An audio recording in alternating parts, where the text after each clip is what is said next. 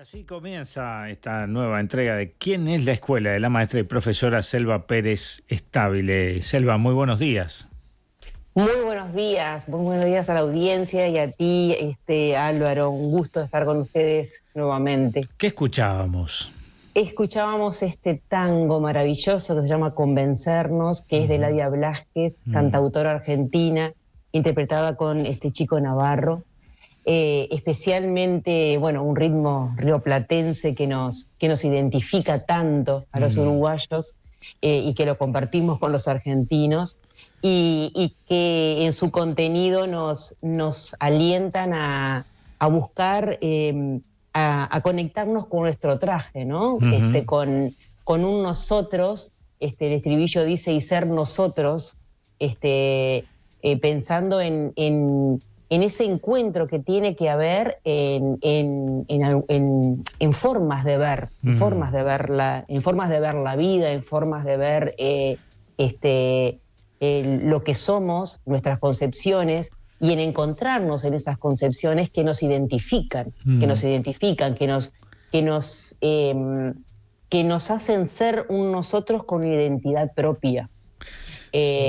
Y yo lo ponía ese tema, obviamente que nada es ingenuo en lo que uno elige, Claro. ¿verdad? Y lo ponía porque hablar del tema que hoy nos convoca, que es hablar de seguridad y de inseguridad, y justamente estaba escuchando la participación anterior en la que justamente estaba puesto sobre la mesa si estar en un barrio privado puede ser una connotación de estar encerrado en sí mismo y tal vez alejado de algo que nos provoca inseguridad. En realidad la apuesta de hoy es justamente a pensar qué nos hace sentir seguros y qué nos hace sentir inseguros y qué lugar tiene la escuela y qué lugar tiene la educación en esto de sentirse más o menos seguros, ¿no?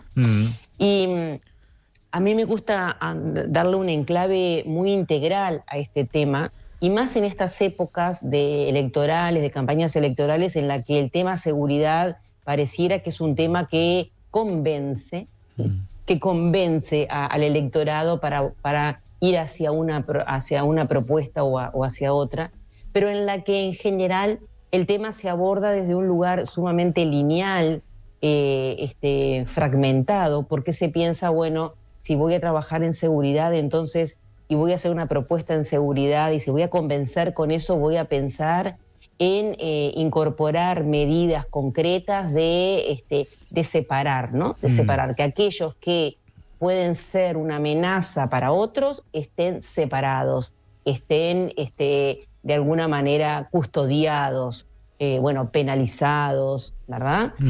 Porque se introducen en un territorio personal, de propiedad personal, y entonces es una amenaza, unos son una amenaza para otros.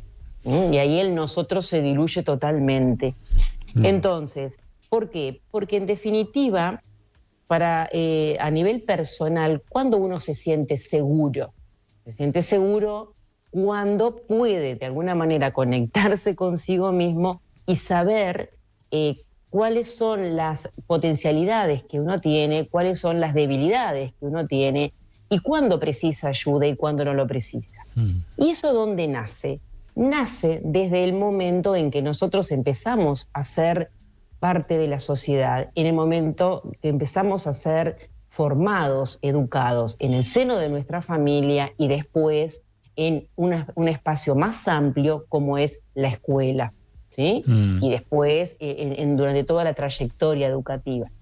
¿Y qué tiene que ver entonces la educación en esa conformación de una sociedad más segura o de una sociedad más insegura? De una persona que se sienta más segura o de una persona que se sienta más insegura.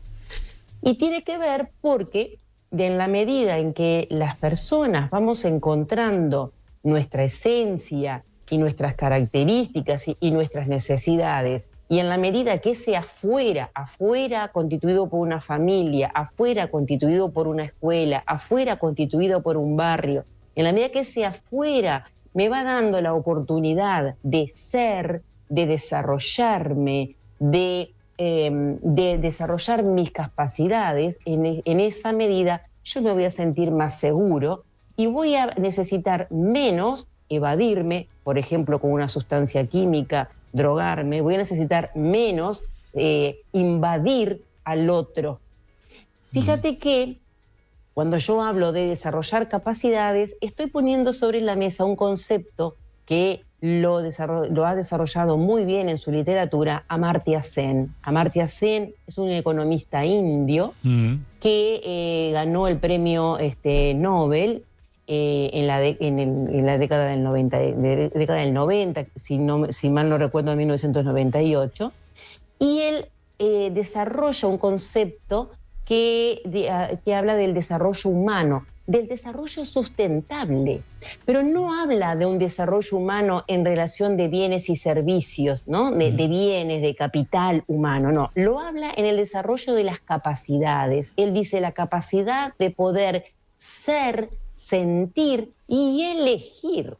Y habla de un factor para la inseguridad que involucra directamente a la educación. Mirá, voy a leer, porque nadie mejor que él para expresar. Sí.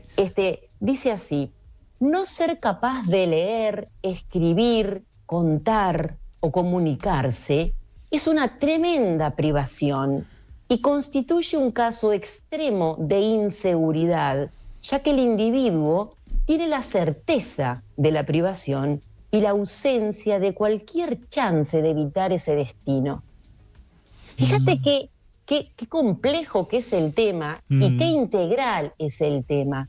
Y desde dónde parte el tema, ¿sí?, de la inseguridad. Yo no sé leer, ¿sí?, yo no desarrollo mi educación, yo no puedo desarrollar ese pensamiento crítico, no puedo desarrollar el conocimiento personal que me habilita a tener habilidades intrapersonales para conectarme con los otros. No puedo manejar, no puedo dominar la lectura, la matemática, o sea, el saber del mundo traducido en conocimiento. Y si no lo puedo hacer, yo soy consciente, o en el inconsciente está, de que estoy privado. Y estoy privado de salir de ese destino. Y eso me genera inseguridad. Me genera inseguridad porque yo no me siento bien. Porque me doy cuenta, aunque no me dé cuenta en el inconsciente, de que mi techo es muy bajo, de que no tengo posibilidades, de que no tengo perspectiva, de que no tengo expectativa.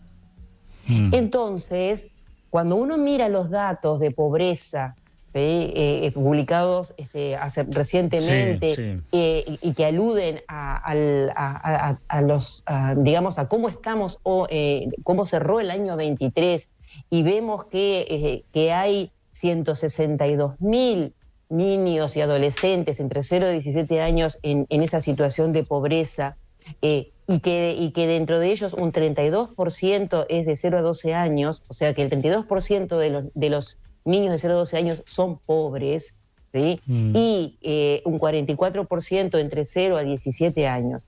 Y que a su vez, fíjate que bajó la natalidad, tenemos menos niños en nuestro país, y sin embargo aumentó casi un 25% la pobreza entre 0 a 6 años. Quiere decir que en este sentido, y por lo que nos expresa Amartya Sen, la pobreza, pero la pobreza no solamente la pobreza material, la pobreza alimentaria, la pobreza sanitaria, la pobreza espiritual, que nos habla de eso que nosotros queremos ser, sentir, y las expectativas, ¿sí?, viene en aumento, y por supuesto el mundo adulto estamos fallando, y le estamos fallando tremendamente a esas niñeces y esas adolescencias.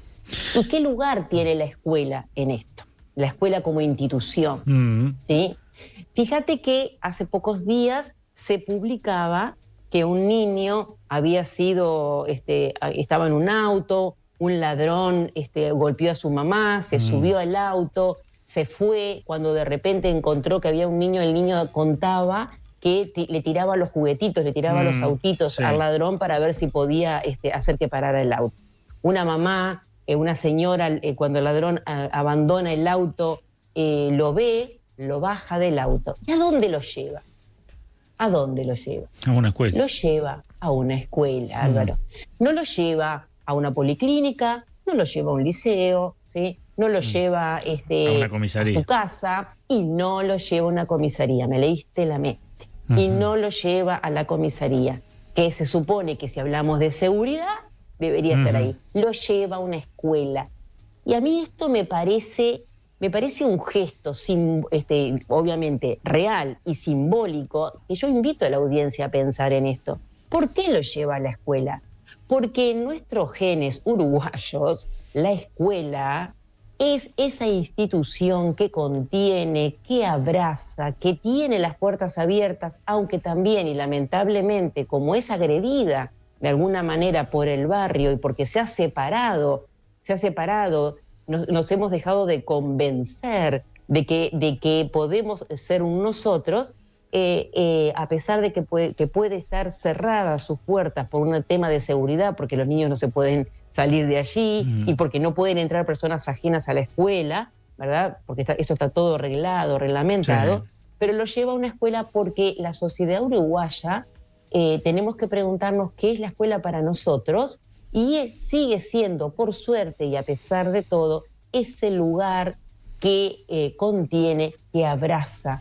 Simbólicamente es muy fuerte. Simbólicamente es muy fuerte. Qué lindo. Entonces, esto que nos trae Selva. Sí, decime. Entonces, la invitación es a seguir pensando qué representa la escuela. Fíjate, ni que hablar lo que representa una escuela en un medio rural, ni que hablar lo que representa como centro social, cultural, de formación para la comunidad. Es decir, está ese concepto que estaba desde el año 1949, cuando se hizo el primer programa para escuelas rurales, en que se hablaba de la escuela como un lugar, la escuela productiva, pero productiva no solo porque había producción y efectivamente a través de las escuelas granjas había producción de todo tipo de productos agropecuarios, sino producción de conocimiento, producción de vínculos, producción de enlace, producción de relación entre las personas. Claro. Entonces, también tenemos que preguntarnos qué hacemos desde las políticas públicas, qué hacemos desde la administración, puntualmente de la ANEP, que yo a veces digo, ANEP, leída de atrás para adelante, es pena, ¿no? Se puede leer pena, ANEP, pena, y yo digo que ANEP no dé pena, por favor, que ANEP no dé pena. Y para que no dé pena, tenemos que tener buenos líderes, buenos técnicos, que tengan una mirada a la educación como hecho político y que no la utilicen al servicio de lineamientos que a veces vienen de afuera y lineamientos que nos alejan de ser un nosotros. Nos quedamos con poco tiempo. Sí, ¿qué me decías? Lo último, que además no te he dejado ni hablar hoy, ¿no? No, está bien. Yo viste que hay días que vengo como, viste que hay días que vengo con menos comas y con menos puntos, porque en grano, y claro, el tiempo es poco y uno quiere compartir tantos elementos reflexivos que me vuelvo bastante sorda. Pero está muy bien. Pero lo último que quiero decir, y hablando de seguridad y de inseguridad, para que, la invitación es a mirarlo de una manera mucho más integral de lo que hoy se está planteando, ¿sí? Claro. Porque y no es dejar de poner límites y no es dejar de proteger aquel ciudadano que tiene derecho a vivir seguro, y no es dejar de penar a aquel que se equivoca, para nada, sino que simplemente es pensar que mientras tanto podemos ir viendo qué pasa con aquellas situaciones que son de violencia, porque obviamente hay alguien que se entromete en el mundo del otro, también tenemos que ir pensando a mediano y largo plazo y que la cosa se soluciona o podría tener una solución si nosotros empezamos a buscar que cada uno de que los que integramos esta sociedad tenga la posibilidad de desarrollarse en este sentido que decía Amartya Sen. Y fíjate que el tema de inseguridad a veces no pasa, como se plantea, solamente por un lado de privación económica, porque hace poquitos días, y con esto termino, yo veía que la directora general de Educación Inicial y Primaria se sacaba fotos porque estaba visitando escuelas en Finlandia, tanto que hablamos de Finlandia como un sistema educativo ideal, que no quito las potencialidades que puede tener el sistema como tal. Sin embargo, paralelamente escuchábamos en la prensa que un niño, un adolescente de 12 años en Finlandia había baleado a un compañero, había dado muerte a un compañero y había herido a 2 compañeros. Entonces vos decís, pero ahí, ¿cómo vamos a hablar de inseguridad en una institución educativa de Finlandia? Nada más ni nada menos porque ese chiquilín había sufrido bullying y la única forma que encontró de defenderse, de decir, acá estoy yo y respétenme, fue matando al otro. Entonces, a veces el tema de inseguridad es mucho más profundo y va por esos canales del desarrollo afectivo, emocional, integral del ser humano, que justamente lo hace sentir feliz, armónico consigo mismo y por lo tanto se siente seguro y hace sentir seguro a los demás. Así que yo los dejo pensando en tantísimas cosas. Quedamos pensando y nos quedamos con una información que no nos da el tiempo, porque ya tenemos a la otra entrevistada allí esperándonos, pero en Argentina un diputado se mostró en contra de la obligatoriedad de la educación porque dijo, no te podés dar el lujo de mandar a tu hijo al colegio porque lo necesitas en el taller con el padre trabajando. Que venga de un diputado esto reviste una gravedad enorme, pero da para un programa en sí mismo. Sí, totalmente, tendríamos que hacerlo. Sin duda que así tendríamos será. Que hacer. Selva, nos reencontramos, muchísimas gracias por este espacio que alguien nos escribía por acá, Andrea, la mejor columnista de 2024. ¿Cuántos temas trató esta mujer en 10 minutos? Seguridad, alimentación, amor, etcétera. Te lo dejo como regalo. Nos reencontramos. Gran abrazo. Gracias. Chau. Chau. Info 24.